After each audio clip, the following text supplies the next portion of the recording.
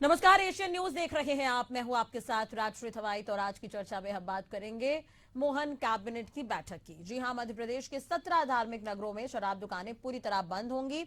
इन दुकानों को कहीं शिफ्ट भी नहीं किया जाएगा। 1 अप्रैल से यह फैसला लागू होगा। महेश्वर में हुई मोहन कैबिनेट की बैठक के बाद मुख्यमंत्री डॉक्टर मोहन यादव ने प्रेस कॉन्फ्रेंस में इसका ऐलान किया है। इसके तहत उज्जैन नगर निगम, दतिया, पन्ना, मंडला, मुल्ताई, मंदसौर और मेहर जैसे धार्मिक नगरों में शराब की दुकानें बंद की जाएंगी। साथ ही ओमकारेश्वर, महेश्वर, ओरछा, चित्रकूट और अमरकंटक के नगर परिषद क्षेत्रों में भी शराब की बिक्री पर प्रतिबंध लगाया जाएगा। इसके साथ ही कैबिनेट में कई अन्य प्रस्तावों पर भी मुहर लगी है। सीएम ने कहा कि विशेष परिस्थिति में मंत्री अपने विभागों में ट्रांसफर कर सकेंगे। इसके साथ ही नारी सशक्तिकरण मिशन को भी कैबिनेट ने लक्ष्यों के साथ मंजूरी दी है। आपको बता दें कि मध्य प्रदेश सरकार ने डेस्टिनेशन कैबिनेट लोक माता देवी अहिल्याबाई होलकर की नगरी महेश्वर में आयोजित की गई ये देवी अहिल्याबाई की 300वीं जयंती वर्ष को समर्पित रही। कैबिनेट बैठक में मध्य प्रदेश सरकार की ओर से शराबबंदी से लेकर कई अहम मुद्दों पर महत्वपूर्ण फैसले हुए हैं। आज इसी मुद्दे पर चर्चा करेंगे, लेकिन उससे पहले सुनते हैं कि सीएम डॉक्टर मोहन यादव ने क्या कुछ कहा है। हमने तय किया कि धीरे धीरे करके राज्य से आगे जाकर के शराबबंदी की तरफ राज्य बढ़े। उस सिलसिले में हमने नीतिगत निर्णय लिया कि पहले चरण में जो 17 हमारे अलग अलग प्रकार के नगर हैं, उन नगर से नगर पालिका, नगर परिषद, नगर पंचायत, इनके अंदर शराब की दुकानें बंद कराएंगे और इन दुकानों को दूसरी जगह शिफ्ट भी नहीं करेंगे। ये हमेशा के लिए बंद कराने का इसमें निर्णय किया है। इसमें 17 धार्मिक नगरों में से 1 नगर निगम है, 6 नगर पालिका है, 6 नगर परिषद है, 6 ग्राम पंचायत है।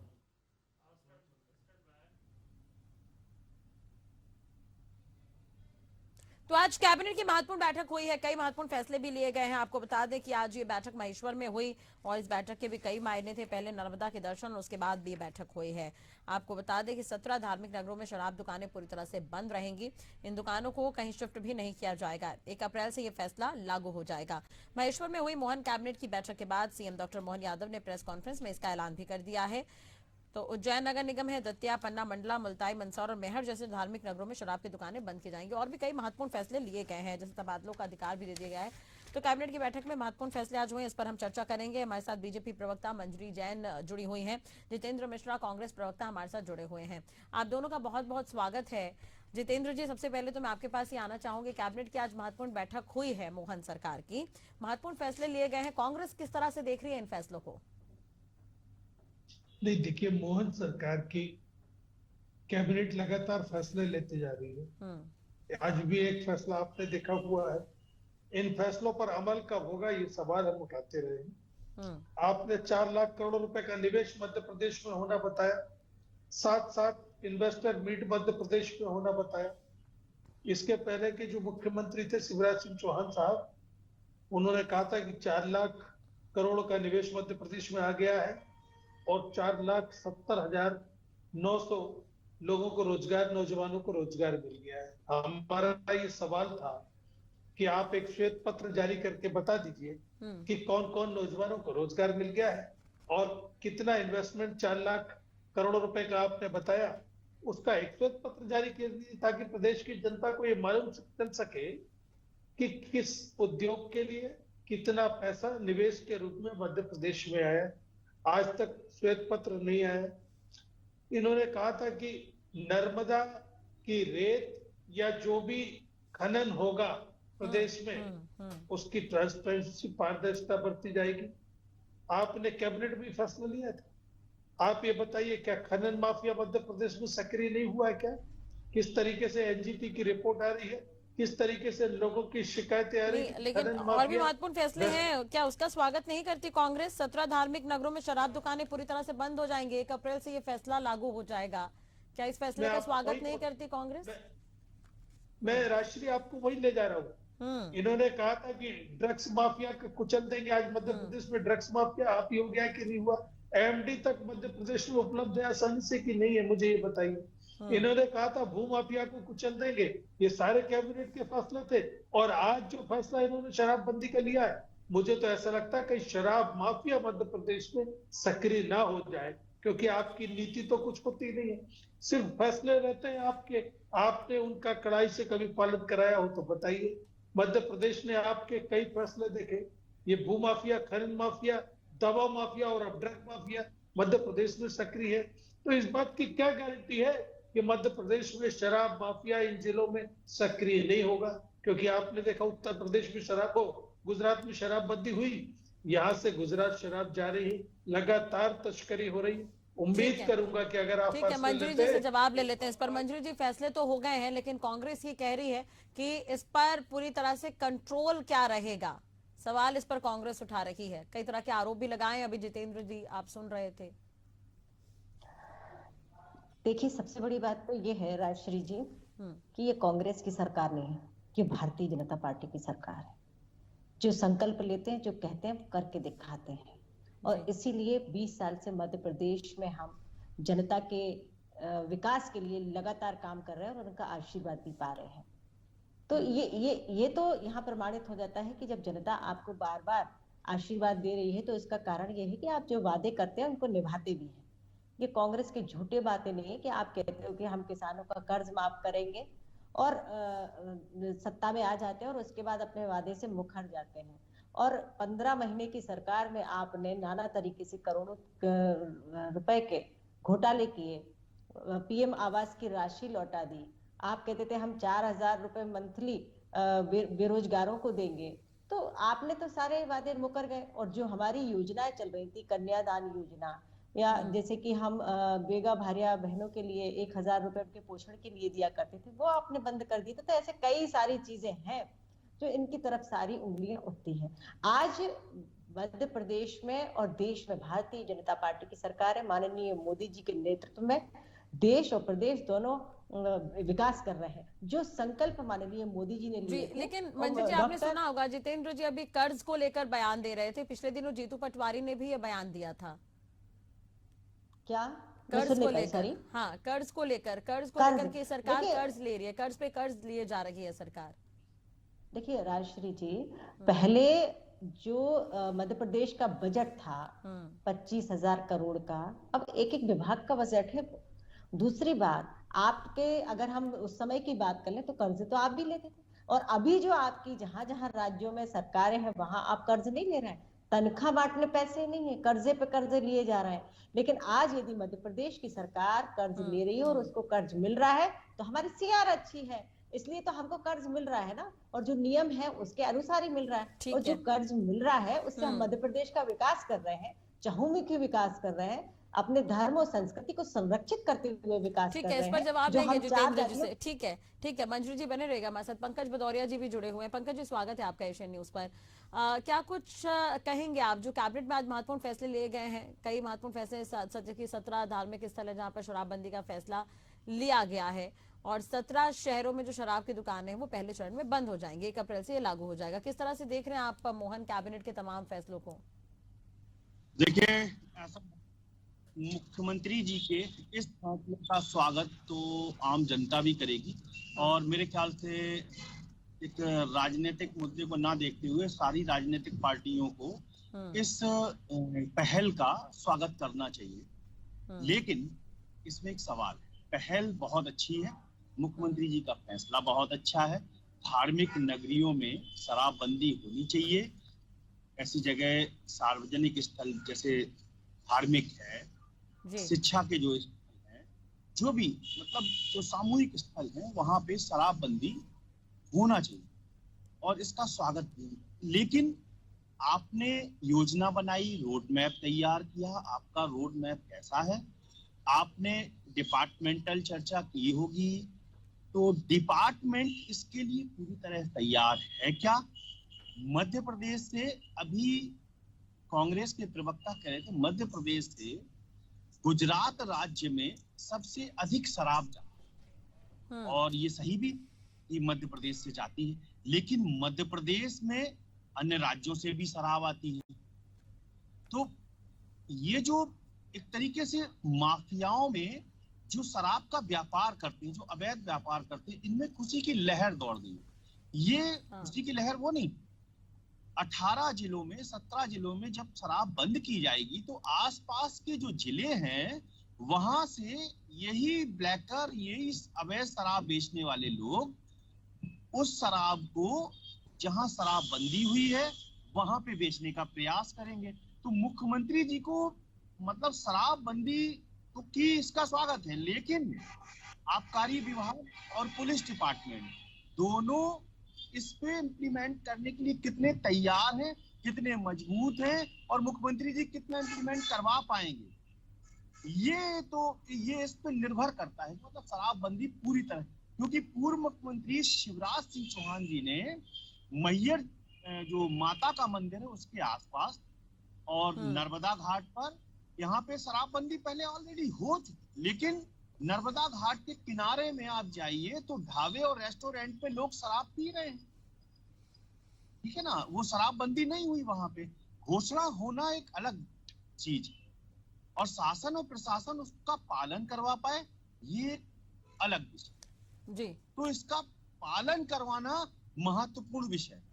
ठीक है, तो ऐसे में तो प्रशासन को टाइट करना होगा कहीं ना कहीं।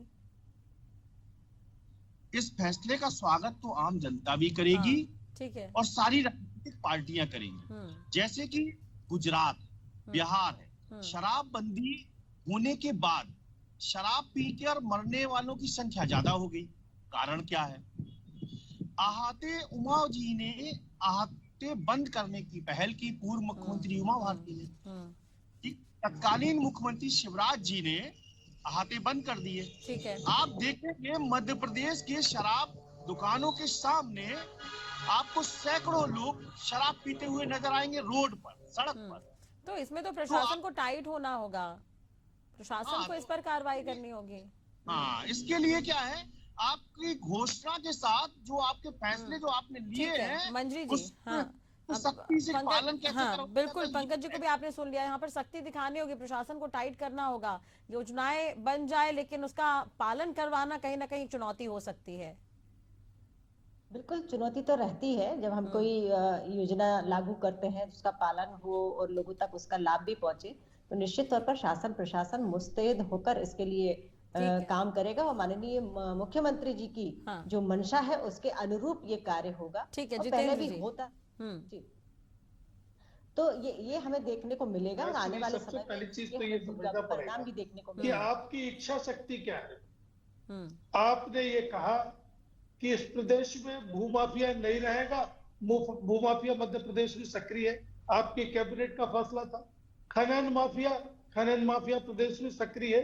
पंकज जी ने बहुत अच्छी बात कही कि इस प्रदेश में, मैं तो अपने शब्दों में कहूंगा कि शराब माफिया को ताकत देने की दिशा में उठाया गया कदम है, क्योंकि आप भूमाफिया को नहीं रोक पाए, आप खनन माफिया को नहीं रोक पाए, आप दवा माफिया को नहीं रोक पाए, आप इस मध्य प्रदेश में ड्रग्स माफिया को नहीं रोक पाए, और मध्याह्न भोजन का भी एक बहुत बड़ा माफिया। लेकिन ये भी तो कहा गया जो अस्थायी पंप धारक है उन्हें बिजली फ्री मिलेगी। पिछले दिनों कांग्रेस की तरफ से कहा जा रहा था कि बिजली के दाम बढ़ रहे हैं, तो कहीं ना कहीं थोड़ी बहुत राहत भी तो दी जा रही है, या सारे के सारे फैसले ही ठीक नहीं है? कांग्रेस क्या एक तो फैसले का स्वागत करे आज कैबिनेट के? मैं आपसे पूछता हूँ, आप बताइए, जितने फैसले मैंने गिनाए ये इन्हीं की कैबिनेट ने लिए थे कि नहीं लिए थे? पंकज जी का सवाल वही आया कि नहीं आया?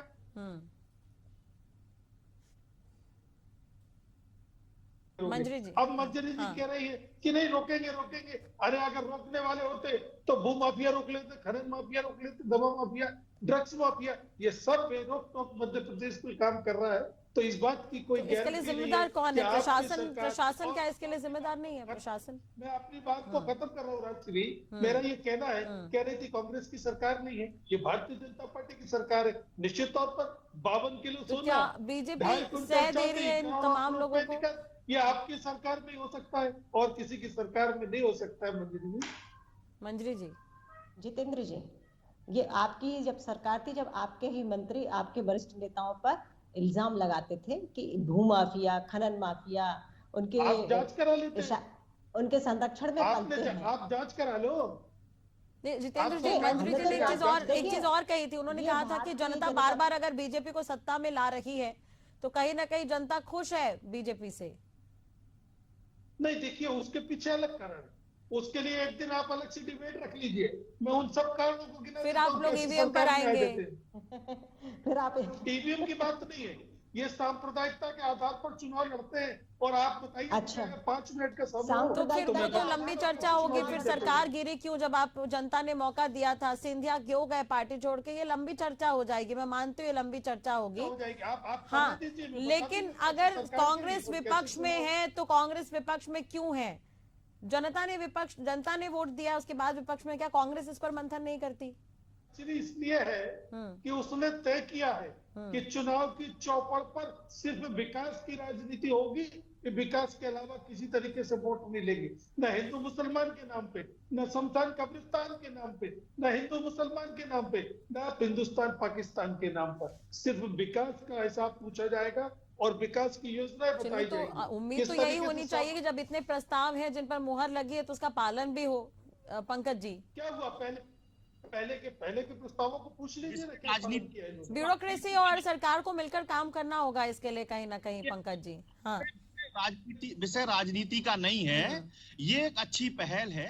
और दूसरी बात, इसमें आम जनता को भी, समाज सेवियों को भी, सभी आगे राजनीतिक आना पार्टियों होगा। को हाँ। ये कोशिश करना होगी कि धार्मिक नगरी, ये सनातन का देश है, ये संस्कृति का देश है, यहाँ पे धार्मिक नगरियों में शराब पूर्णतः बंद हो, इसका समर्थन करना होगा। लेकिन समर्थन करने के लिए जनता को भी आगे आना होगा, विपक्ष को भी आगे आना होगा। और चूंकि जो बीजेपी पार्टी है उसकी जी। सरकार ने तो इसकी घोषणा कर दी है। सवाल ये नहीं, सवाल तो ये है कि शराबबंदी जिन राज्यों ने की थी वो आज तक अपने राज्यों में पूर्णतः शराबबंदी नहीं कर पाए और वहां पे मरने वालों की संख्या बढ़ती ही जा रही है। 2022 में गुजरात में एक जगह 58 लोगों की मौत हुई, एक जगह 39 लोगों की मौत हुई। इसी तरीके से बिहार में भी था, मध्य प्रदेश में भी कुछ मामले आए थे इस तरह के। हाँ, 8 लोगों की मौत हुई, हाँ। आरोपी गिरफ्तार भी हुए। तो मतलब क्या है ये कि जहाँ शराब बढ़ती पूर्णतः बंद है, वहाँ शराब नकली बिकने लगती है, जहरीली बिकने लगती है। तो इससे अच्छा मतलब इसका कहीं ना कहीं कोई ना कोई ऑप्शन, अब सरकार ने शराबबंदी की है तो इसमें आम जनता को भी ये ध्यान में रखना होगा कि जो धार्मिक स्थलों में शराबबंदी है, अगर आप शराब पीने के शौकीन हैं तो नियम, तो आप धार्मिक नगरियों में शराब ना पिए। बिल्कुल, प्रशासन को टाइट करना बहुत जरूरी होगा। नियमों का अगर पालन करवाना है तो प्रशासन को टाइट करना होगा। मंजरी जी, बिल्कुल, और प्रशासन को बिल्कुल टाइट करके चल रहा है। शुरू दिन से ही माननीय मुख्यमंत्री जी ने निर्णय लिया था ध्वनि प्रदूषण के ऊपर, खुले में लेकिन फिर भी मास्क, तो कांग्रेस सवाल उठा लेती है कहीं ना कहीं। ब्यूरोक्रेसी और सत्ता है, दोनों एक सिक्के के दो पहलू हैं, उनको साथ मिलकर ही काम करना होगा ताकि कांग्रेस बार बार इसे मुद्दा मिलकर करना होगा। और विपक्ष को भी, चलिए, जब हम खैर, सकारात्मक निर्णय लेते हैं तो बिल्कुल। विपक्ष सिर्फ इसलिए नहीं होता कि आरोप प्रत्यारोप करे और नकारात्मक ही बातें करे, उनका भी फर्ज होता है। आप भी जनता के बीच में चलिए, से अब इस पर निकल कर दोबारा आए चर्चा हैं। करेंगे। अब देखने वाली बात होगी अप्रैल से ये लागू होना है, किस तरह से इसे फॉलो अप किया जाएगा वो तो खैर वक्त ही बताएगा। बहुत बहुत शुक्रिया आप तीनों का जुड़ने के लिए, बातचीत करने के लिए। तो आज कैबिनेट की महत्वपूर्ण बैठक हुई है, 22 साल बाद महेश्वर में ये बैठक हुई, कई महत्वपूर्ण फैसले लिए गए, कई राजनीतिक मायने भी निकल रहे हैं उन फैसलों के। देखने वाली बात होगी जो प्रस्ताव है जिन पर मुहर लगी उसका पालन किस तरह से होता है। खैर, आज की चर्चा में आज के लिए बस इतना ही। नए मुद्दे के साथ एक बार फिर हाजिर होंगे।